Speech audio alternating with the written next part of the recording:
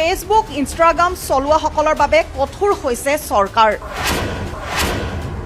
16 বছৰৰ তলৰ কোনেও এতিয়া ব্যৱহাৰ কৰিব নোৱাৰিব ফেচবুক ইনষ্টাগ্ৰাম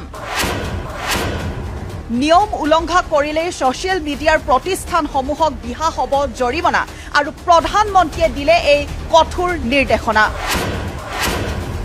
ইখনৰ পাছত সিখন দেশত আনিছে এই নিষেধাজ্ঞা এইবাৰ কোনখন দেশে এই নিষেধাজ্ঞা আনিছে জনাই আছো সবিশেষ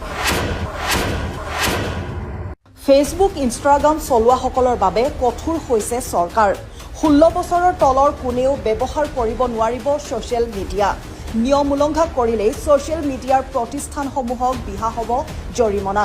প্ৰধানমন্ত্ৰীয়ে দিলে এই কঠোৰ নিৰ্দেশনা শিশুৰ বয়স পৰীক্ষা কৰাৰ বাবে বাধ্যতামূলক কৰা হ'ব কঠোৰ প্ৰযুক্তি শিশুৰ মানসিক স্বাস্থ্য নিৰাপত্তাৰ সুৰক্ষাৰ বাবে এই সিদ্ধান্ত লোৱা হৈছে শিশুক স্মাৰ্টফোন ইণ্টাৰনেটৰ আসক্তিৰ পৰা বচাবলৈ লোৱা হৈছে এই সিদ্ধান্ত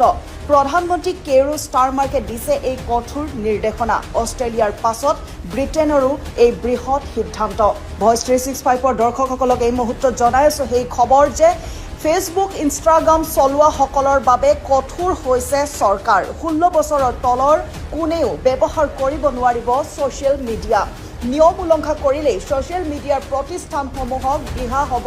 জৰিমনা আৰু প্ৰধানমন্ত্ৰীয়ে দিছে এই কঠোৰ নিৰ্দেশনা শিশুৰ বয়স পৰীক্ষা কৰাৰ বাবে বাধ্যতামূলক কৰা হ'ব কঠোৰ প্ৰযুক্তি শিশুৰ মানসিক স্বাস্থ্য নিৰাপত্তাৰ সুৰক্ষাৰ বাবে লোৱা হৈছে এই সিদ্ধান্ত শিশুক স্মাৰ্টফোন ইণ্টাৰনেটৰ আসক্তিৰ পৰা বচাবলৈ লোৱা হৈছে এই কঠোৰ সিদ্ধান্ত প্ৰধানমন্ত্ৰী কেৰো ষ্টাৰমাৰ্কে দিলে এই কঠোৰ নিৰ্দেশনা অষ্ট্ৰেলিয়াৰ পাছত ব্ৰিটেইনৰ এই বৃহৎ সিদ্ধান্ত